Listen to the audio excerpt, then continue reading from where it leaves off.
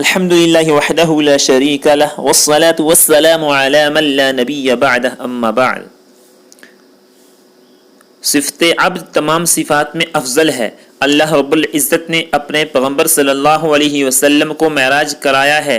پیغمبر میں ایک صفت نہیں ہے، کئی ان گنت اوصاف ہیں۔ حضور صلی اللہ علیہ وسلم ایک کمال نہیں ہے بلکہ بے شمار کمالات موجود ہیں۔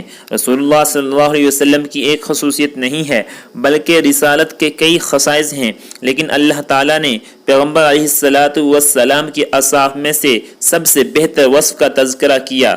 فرمایا سبحان الذی اسری بعبدی، یہاں بعبدی فرمایا ہے، بنبی نہیں فرمایا، کیونکہ اللہ نے اپنے نبی کے سب اوصاف میں سے بہتر وصف عبودیت کا ذکر کیا ہے۔ معلوم ہوتا ہے کہ انسان میں جتنی صفتیں آتی ہیں ان تمام صفات میں بہتر صفت عبودیت یعنی عاجزی اور تواضع ہے۔ اب اس کو حدیث مبارک کی روشنی میں سمجھیں۔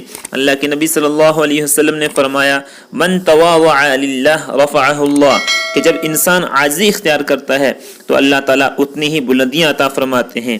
ہمارے نبی صلی اللہ علیہ وسلم سے بڑھ کر دنیا میں متواضع کوئی نہیں، اور ہمارے نبی صلی اللہ علیہ وسلم سے بڑھ کر خدا نے دنیا میں بلندی بھی کسی کو عطا نہیں فرمائی ہے۔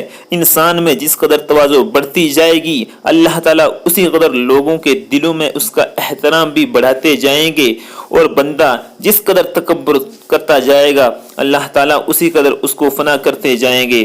وآخر دعوانا الحمد للہ رب العالمین۔